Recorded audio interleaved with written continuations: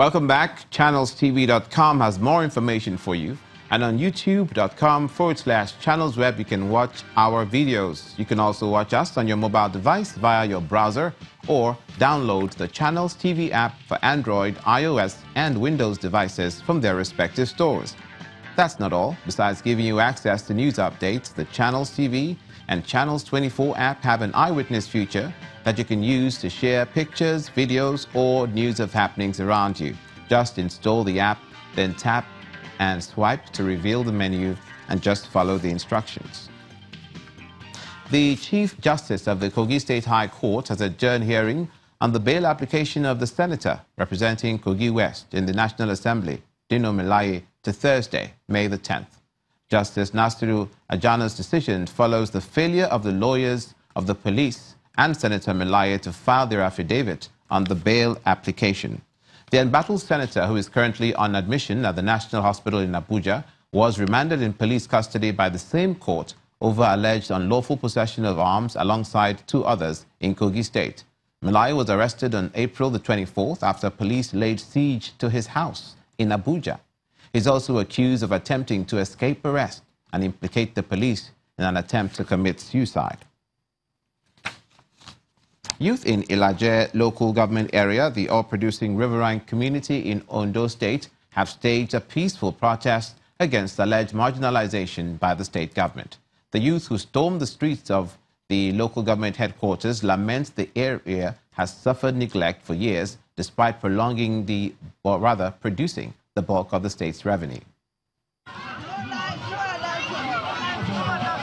The Melaye youth from the oil-producing riverine areas in Ondo State protesting on the streets of Igbokoda.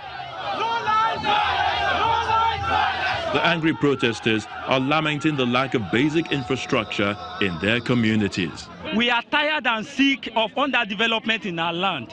We are tired of sleeping in darkness. We are tired of living in poverty. We are tired of having bad roads in and around our community. We are tired of poor health sectors. We are tired of bad education system. We are tired of bad leadership. Today we have gathered ourselves to express our dissatisfaction. We are saying we want electricity. We are not asking for oil money. All we are asking for, because we know that that money is not meant for the masses. All we are just asking for is land reclamation. We are asking for good potable water. We are asking for good roads. We are asking for them to bring back our electricity. This is not too much for our leaders. We have been quiet for the past 10 years and nothing is being done. We want to admonish the federal government so that they don't push our patients further. They also threaten to disrupt the upcoming election if government doesn't do the needful. No job, no fishing trawler, there's no way fishermen can preserve their fish after hard labor.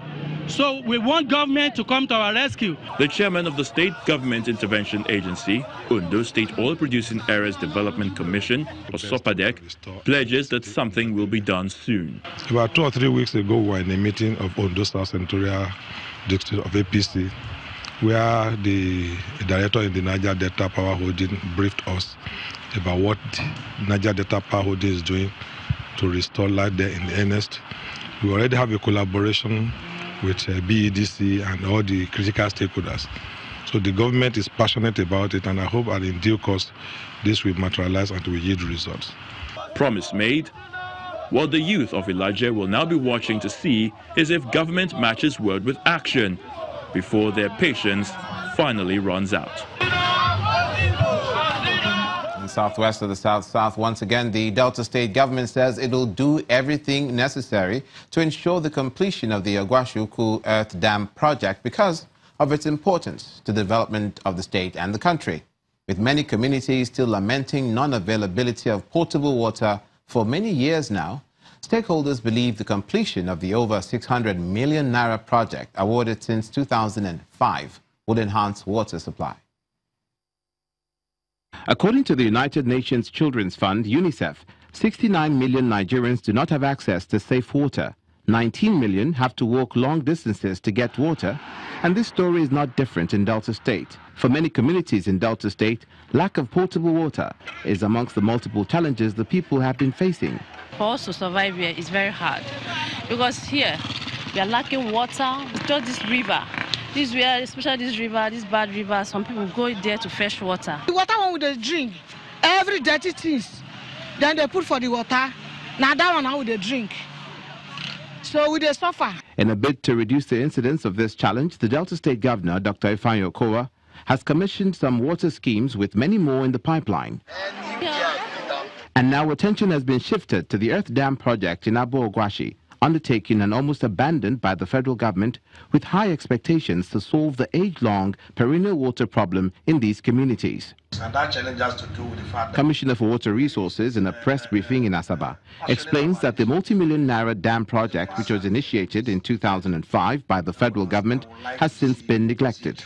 based on our in-house survey, that dam is capable of supplying water to Seluku, Ogwashiuku, Buluku, back into Ibuzo, and then state capital territory.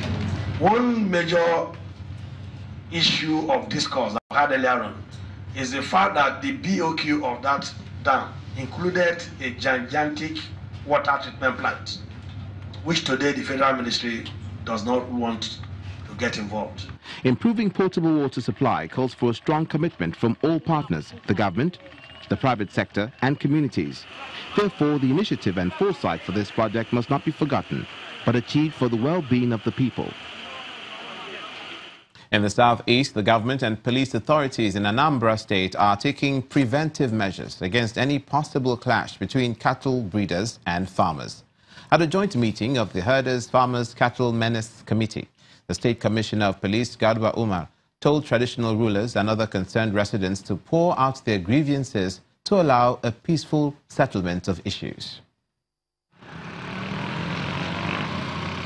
Conflicts between farmers and herdsmen in various parts of the country are still hogging the headlines.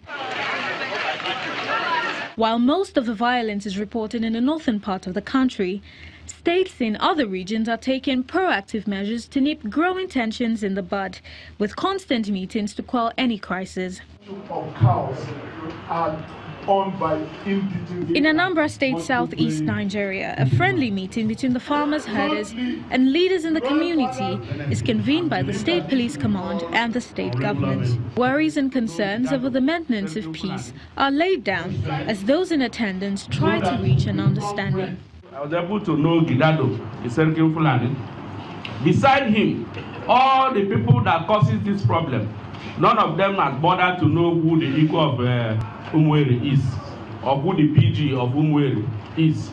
Meaning that they just come in, settle in any part of the farmland they want to settle.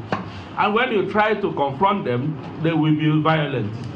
The cattle breeders tell their side of the story, insisting that not all herdsmen are troublemakers. As I came to Fuma, I did not see any car. I'm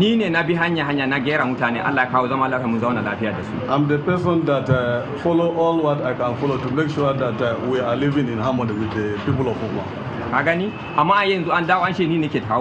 And now it becomes that I'm the person that is causing trouble in that area. It was a long meeting with a positive outcome. Me, as the leader of Fulani, I have given you assurance that any community that you see a cattle herdsman, just call me, I will identify him. And anything he did, or any destruction of farm crops he did, he must pay for what he has destroyed. I assure you, and will continue to assure you, that we will not compromise. There is no way we will put this state to fire. Either we will make sure that the state is in progress, and that is what we are doing. Emotions are calmed as the meeting ends, and all are enveloped with the spirit of brotherliness, love and understanding, promising to embrace the resolutions that conveners hope will put a lid on any potential violence. Of our residents in Kwara on edge after last month's mass robbery attack. That's next on News Across Nigeria.